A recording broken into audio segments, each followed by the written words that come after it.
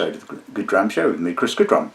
As per usual, a big thank you to everybody that watched last week's episode of the show, liked, commented, all that kind of stuff. Your continued support is very, very much appreciated. Right, okay, so this week is a bit controversial, I suppose, or the subject matter is certainly controversial, well, you know, I don't shy away from controversial subjects, so before we go any further, any comments I do make in today's episode of the show are wholly my own and have no bearing on the company that employs me, just to get that one out of the way.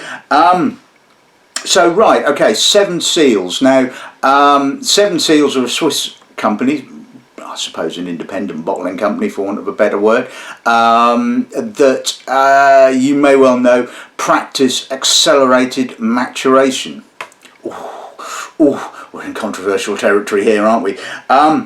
Now, I first encountered their whiskies and did an episode of the show on their whiskies back in October of 2019, episode 336, if you want to skip back and take a look at that, where I reviewed their core range, which I think at the time had first been released into the UK market. Talking of which, a big thank you to Robert at Highfern, who is the UK importer, for the samples for today's episode of the show.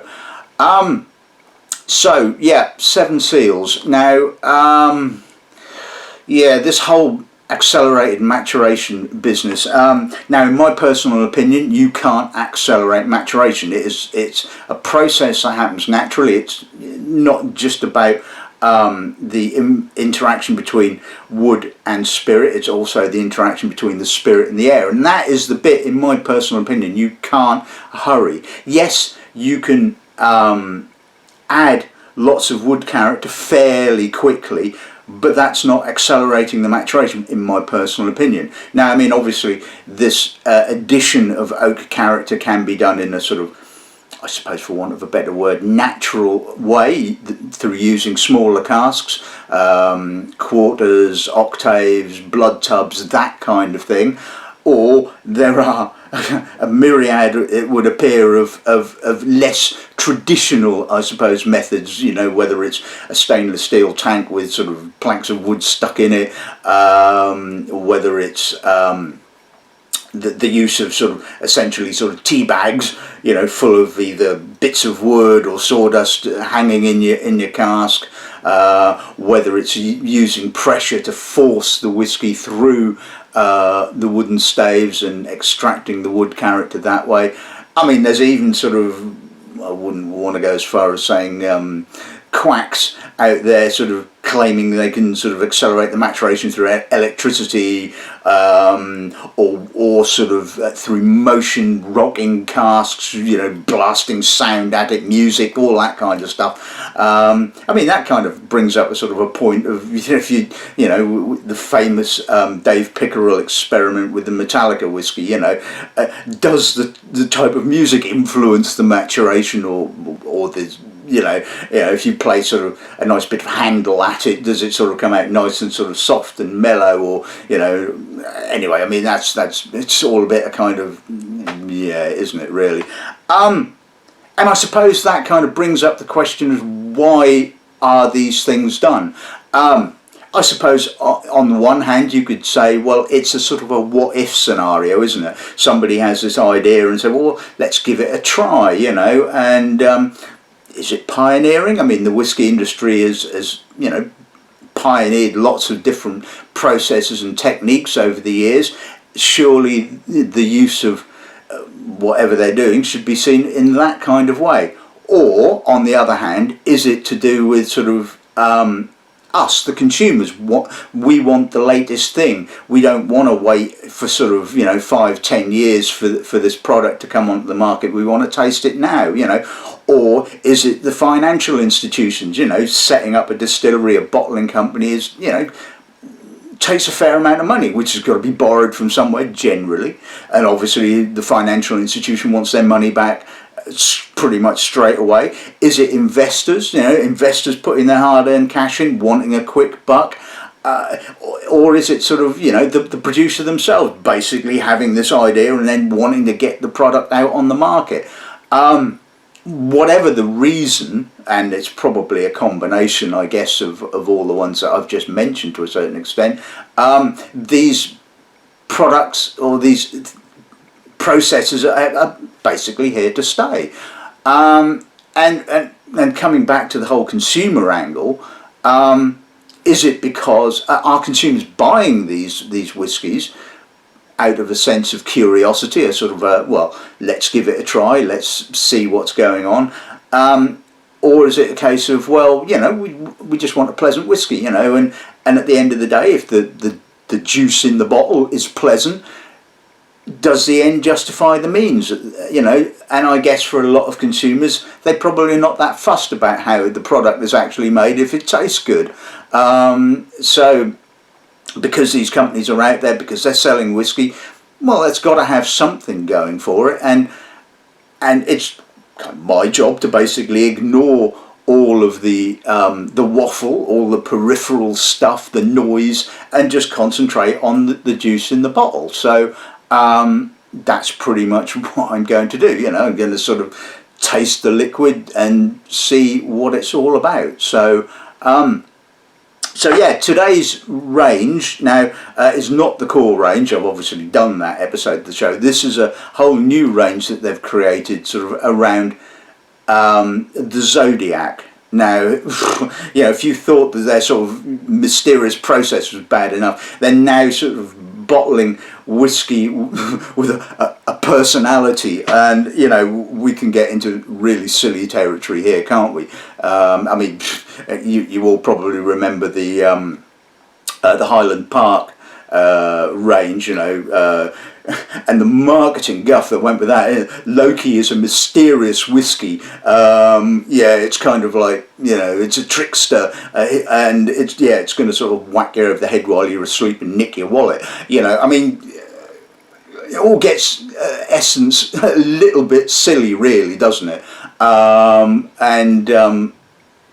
So yeah, it's kind of when you sort of apply human attributes to an inanimate object, the whole thing can get a little bit ridiculous, really, can't it, at the end of the day?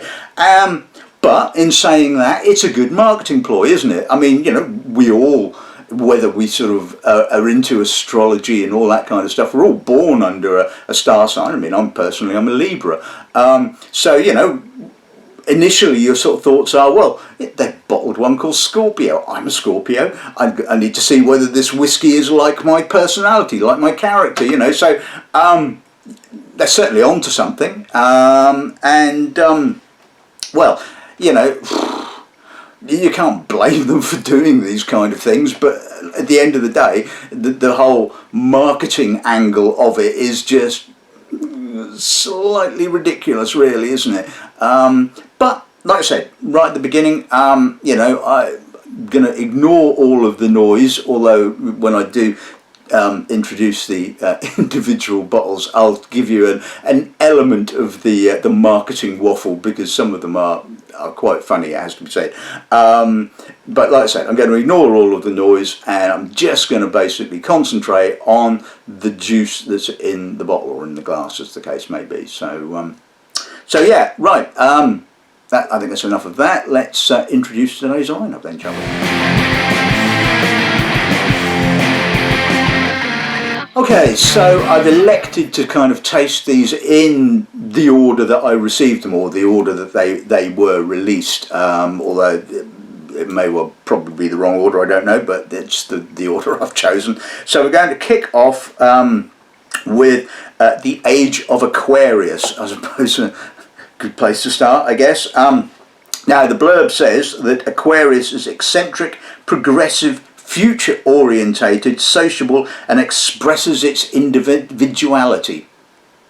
Okay, so this whiskey expresses its individuality. Okay, we'll see about that one, won't we? Incidentally, all of these are bottled at 49.7, so at least they're not chill filtering and colouring and all that kind of stuff, which is one good thing. Now, I've got no idea what this has been aged in at all. There's no information about, and this is this is the big issue. I mean, I know I'm ignoring the noise, but the big issue I have is the complete lack of transparency. I mean, in these days, you know, we want more transparency. We want to know what our whiskey is made from, where it comes from, what you've done to it, and I don't see the necessity for the secrecy. You know, if they've got this wonderful way of working or techniques and what have you, then let us know, or at least let us know, sort of give us an insight. But you know, anyway, obviously that's not the way they've decided to work these things. The second bottling, this came from April 2011 with the age of Scorpio, which I'm looking at second. Scorpio apparently is strong-willed, determined, hard-working, critical of others, and Pluto gives it a mysterious nature. So it's a mysterious whiskey, and I've known a number of Scorpios over the years, and well, mysterious, possibly. Anyway, we'll see when we get to that one. And again, I don't know anything about the cask types in this, so I'm going to hopefully figure it out when I taste it. Bottling number 3 is the age of Leo. Now, finally, they've decided to tell us what the cask types are they've used in this. It's apparently triple wood and double Pedro Ximenez finish. What the hell does double Pedro Ximenez finish mean? Does it mean 3 initial casks? Is it American oak sherry, port, possibly wine? Has it then been put into sort of, you know, PX octaves or PX quarter casks, then into octaves or blood tubs? I mean, it doesn't really make a great deal of sense. And apparently the marketing blurb is Leo appears self-confident, being an absolute sherry bomb. Now, don't know whether that's a terminology I would apply to Leos. My old chap was a Leo, and I wouldn't have called him a sherry bomb. Anyway, he's determined, sociable, with a big heart and lots of fire. Lots of fire and a sherry bomb. And, well, you can see the colour. I mean, it is almost practically black. It's kind of absorbing the light, really. So, I'm not making any preconceptions about that whatsoever, but it does imply it's a sherry bomb. Okay, the next bottling we're looking at is this one. This is the age of Taurus. Again, triple wood and double tawny port finish. Again, what? Apparently, Taurus is down to earth, balanced, enjoyable, confident, and persistent. Persistent at what, I hear you ask? Don't ask me. A bull in the china shop said persistently bloody clumsy, one imagines. Anyway, and the final one I'll be looking at today is the age of Pisces. Now, all I know about this is it's Oloroso finished. So is it double wood, triple wood, double Oloroso finish? God only knows. We'll probably find out when I get to it, I suppose. Right, apparently, and according to the marketing guys, it is mysterious, imaginative, delicate, with that colour, and mild. Okay, but also romantic and inspiring, just like a typical Pisces. So this is a romantic whiskey. Who'd have thought it? Anyway, yeah, okay, so I am being, should we say, somewhat facetious, but you know what I feel about the marketing monkeys, and when they get their grips to these kind of things, it does get, should we say, faintly ridiculous. But as I keep saying, I'm going to ignore all the noise, and I'm just going to concentrate on the juice in the bottle, and it's probably about time I actually did that, isn't it? On this day, I'll send you out. I'll send you maturation. Right, okay, so let's see what Aquarius gives us then. Well, if I'm going to guess at the wood types, I would say this is predominantly based around American oak. There might be a bit of sherry. I'm getting some dried fruit notes. There's some earthy peat, some almost bubblegummy kind of white fruit, dark chocolate, espresso. There's a nice level of peat to it. I mean, it's certainly got plenty of oak, a lot of oak. I wouldn't say it's unbalanced. I mean, I'm certainly getting other characteristics. Like I said, I'm getting a little bit of somebody's spirit character, I don't know whose, and that spirit character does have that slightly bubblegummy, estery kind of character. A little bit of herbal note. I mean, overall, I mean, that's a fairly balanced nose. Absolutely nothing wrong with that at all. See what the pulse like.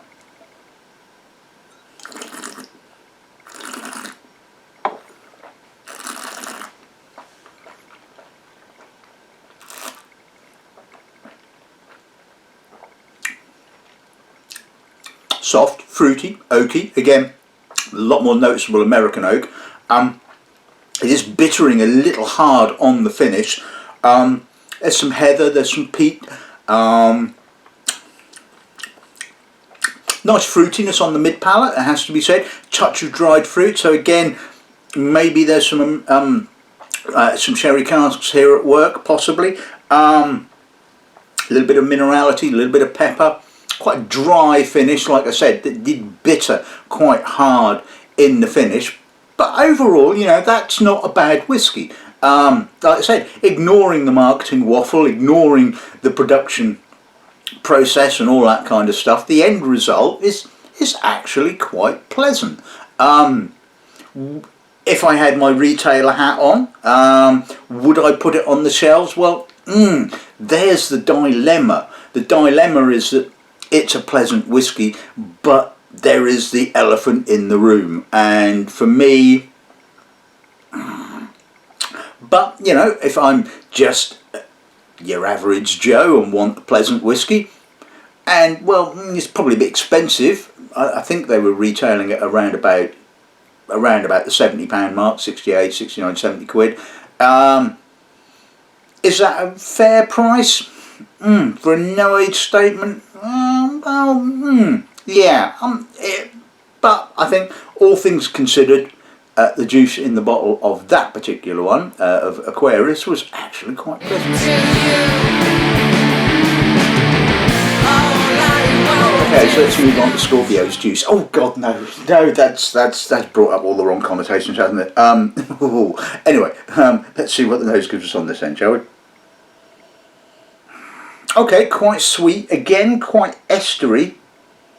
Lots of oak, lots of nutty, toasty, charred oak. There's a sort of Macmyra-y thing going on here. Certainly that estery fruit leads you into sort of that kind of feeling, and quite a lot of oak. Again, balance is okay. I mean, we are kind of moving slightly more into the dark side, I suppose. It's not hugely complex. All that oak is kind of putting a bit of a dampener on much other than just some estery fruit. But again, it's not bad.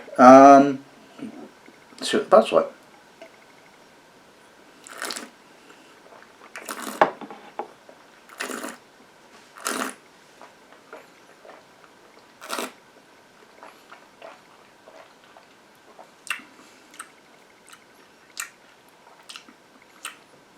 I mean, again, it kind of kicks off with that sort of estery fruit, and then we move into the oak.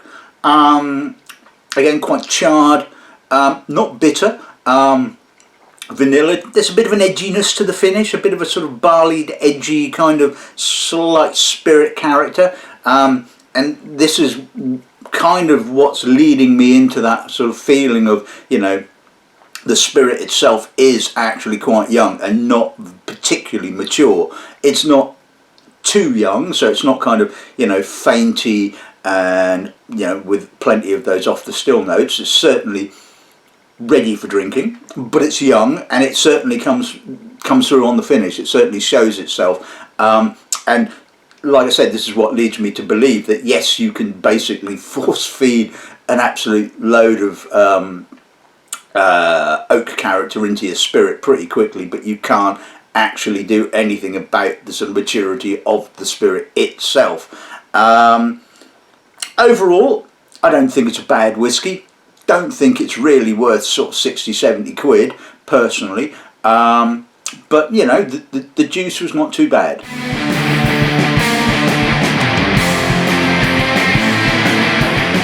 Let's move on to a bit of Leo then, shall we? So this is determined, sociable, and lots of fire. Lots of sherry, really, I think, but judging by the colour of it. And as we know, double Pedro Ximenez finish. Yeah, well, it's a sherry monster. Big, juicy, raisinated, treacle, sweet cherry, sweet. It is really sweet. It is very sweet, but there's that spirit note that's coming through, and I can pick up a little bit of estery fruit, which is absolutely quite stunning considering all the sherry on this. But there's that youthfulness there. Again, it's that sort of, I can smell the alcohol. It's not 100% integrated. And again, this is part of the issue with force feeding oak character into young spirit. You will get this kind of, you know, distance, I suppose, between the two. It's not fully integrated, but there's a lot of sherry, and people that like a lot of sherry in their whiskey are going to love this. See what goes on.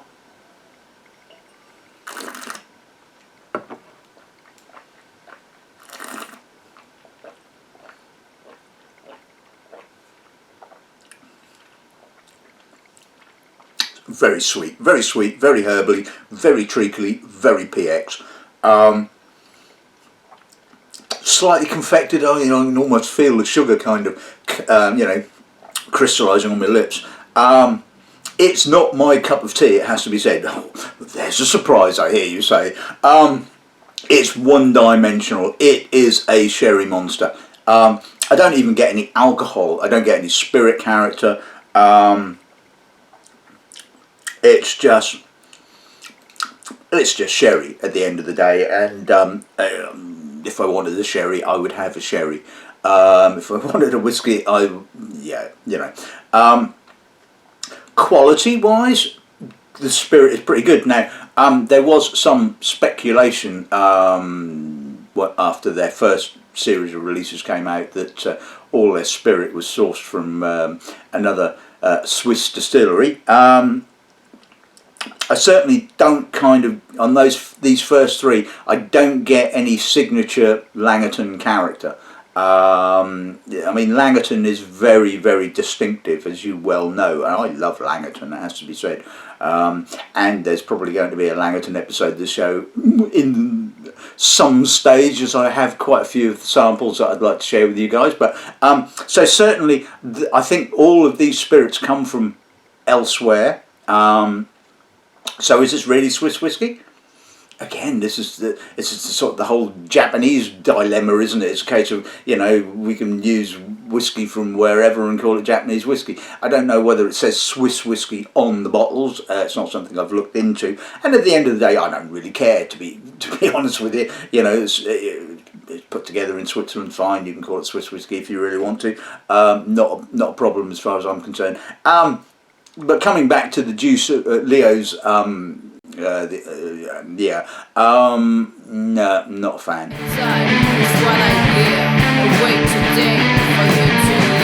Right, okay, so let's move on to the age of Taurus then. So double tawny port finished. That's a little astringent, it has to be said. Lots of smoke, lots of... Now I am getting some Langerton-esque kind of herbal notes. It's chunky, it's porty. I know Langerton do play around with port casks. Not that I'm saying that they, I mean, I don't know, did they? I've got no idea. This is the thing, you know, when you have absolutely no idea of what the hell they've done to it, you know, you're kind of like sort of clutching at straws, I suppose. You're trying to figure these kind of things out. There's some chocolatey notes. But again, this is a bit like the previous bottling, that I don't really get any spirit character. I don't get any alcohol. I mean, I'm just getting wood, and this is, we're sort of, it would appear to be sort of becoming more wood dominated as these bottlings progress. I mean, this was released, or certainly I got the sample in October of last year. Is it down to earth? Is it balanced? Well, no, it's not balanced at all in actual fact. I mean, it's again pretty one-dimensional. It's very heavily porty, dried fruit, a little bit of peat, cigar ash possibly, again slightly herbal. I mean, it's okay. Let's see what it passes like.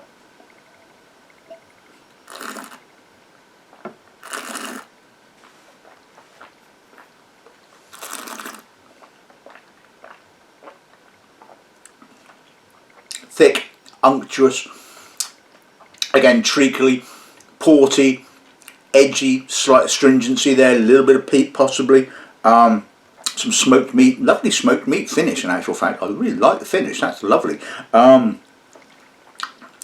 Cigar ash, more portwood, again no real spirit character other than the peat.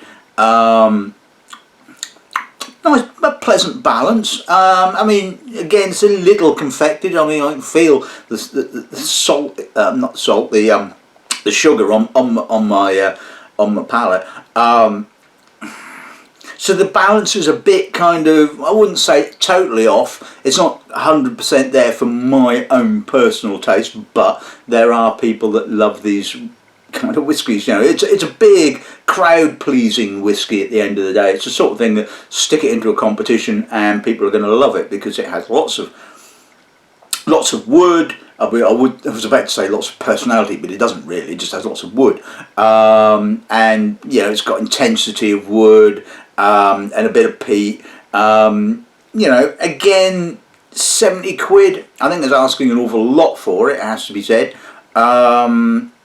But again, the quality of the spirit is good. You know, you can't taste a lot of the spirit, as to be said, but or should we say, the end product, quality-wise, is good. It's not horrible. It's not sort of nasty. It's not sort of fainty. It's not sort of sulfur-tainted. Yada yada yada. I mean, it's pleasant. It tastes okay if you like that kind of stuff. And for me, it doesn't quite have the balance.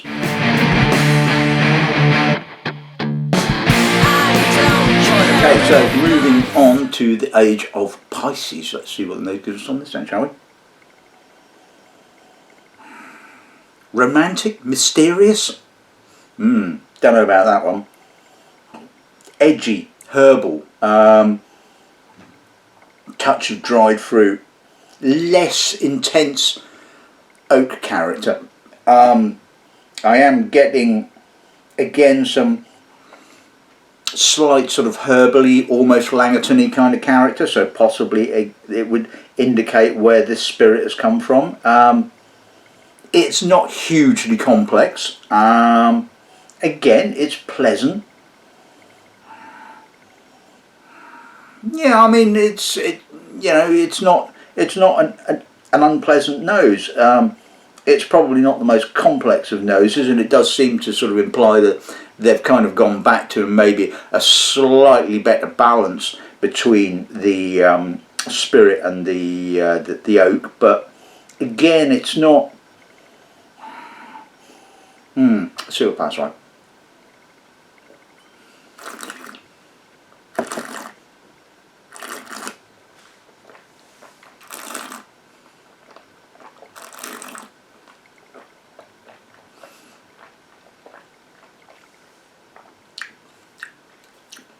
It's a bit short, it's a bit hard, edgy, plenty of dried fruit, again some spirit on the mid palate, some vanilla.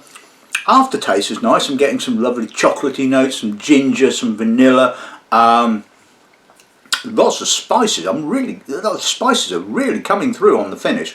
And the finish is the best part of this, I think.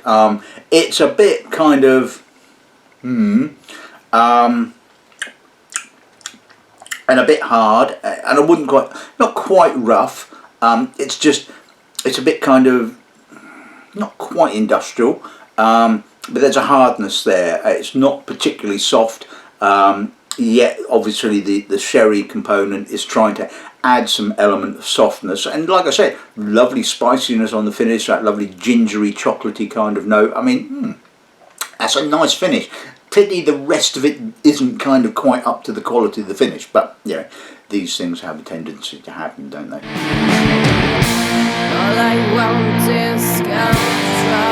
Right, okay, so let's sum today's episode of the show. Well, for me, interesting. I'm always happy to taste new things. I always like to look at new things. Overall, I can't get past, you know, the lack of opacity, the fact that, you know, they're not prepared to sort of like let the consumers and people like me know what they're actually doing, and it does kind of cloud things, to be fair, and you can't quibble with the quality of the spirit that they're buying in. You can't quibble with the quality of the oak that they're using. It's all a case of, I suppose, whether you buy into this whole thing or not. And like I said, you know, it's a good marketing wheeze, isn't it? Really, at the end of the day, you know, we're all born under star signs, so we're gonna, you know, wonder what my star sign tastes like, you know. But anyway, so the Aquarius, to be honest with you, possibly the best balanced of all of the whiskies. I certainly got some of that Mackmire-y kind of sort of estery fruit character, American oak predominantly, maybe a bit of sherry. Worked quite well in actual fact. So I suppose out of all of these samples, that's one that I kind of really quite liked. And the Scorpio, to a certain extent, you know, followed the same sort of pattern. Maybe a bit heavier on the oak, seemed to be predominantly all American oak. Certainly I would guess that some of the casks that we've used were fairly heavily charred, because I could get that charred oak character. Again, sort of the fruitiness was kind of light and estery, although it was a bit woody. You know, the balance was there or thereabouts, so again, you know, not particularly shabby. I think sort of things started to go a little bit, I wouldn't say downhill, because that's kind of implying, you know, the fact that the quality went downhill, but the quality I think has been pretty much the same. But for me, too much sherry. I mean, it was just a monster, you know, there was no light and shade, it was all PX, and well, you know, if that's what they were aiming for, well, they certainly bloody well got that. The Taurus, the same thing could be said about that as could be said about the previous bottling, the Leo. All rather one-dimensional, all very, very porty, all very, very oaky. Again, no kind of spirit character, and not something that really appealed to me. And the Pisces, was that a typical Pisces? God only knows. It subtler on the oak, possibly, you know, moving back to sort of like the style of the earlier two bottlings. So in that in that essence, it kind of worked a little bit better, possibly. Not hugely complex. I loved the finish. The finish was absolutely gorgeous. It really was a lovely finish. It's just a shame that the rest of the bottling didn't kind of quite live up to the finish. And, you know, that happens. I mean, I've come across no end of whiskies where I've sort of tasted it and gone, oh, this is a bit, and then suddenly it just goes, whoa, in the finish, and you just go, wow, where the hell did that come from, you know? And, you know, I think that my gut feeling was that the Age of Pisces was indeed like that. It was all kind of like back end. Maybe that's it. Pisces is all about the back end. Oh God, no! Oh, please stop. Yeah, right. Okay, I think I've probably said enough for today, haven't I? Really. And like I said, these are all my comments. So if you want to sort of have a go at me, then fair enough. But I think the final thought is that whatever you feel about the production process that Seven Seals are employing, you can't sort of ignore the fact that the ingredients they're using are quality ingredients. The whiskey is not dreadful, it's not nasty. So it's a kind of conundrum, really, isn't it? And at the end of the day, like I always say, you guys should make your own minds up about these particular bottlings. I can give you my opinion, and if you want to sort of investigate yourself, then yeah, all right, it's going to cost you a bit of money to do so, but you might be able to pick up smaller bottles, samples and all that kind of stuff. And if you can, then give them a go, because it's out there, it's different. That they're doing something a bit different. Well, it would be nice if they told you what they were doing, but there you go. That's life. So. Anyway, I think I've said enough about about these whiskies. So I hope you guys have enjoyed this week's episode of the show. I guess all that's left to say is good afternoon and good morning, in actual fact, because it's not quite afternoon yet. It's before lunch. God, you might think I'm an alcoholic. Until next time.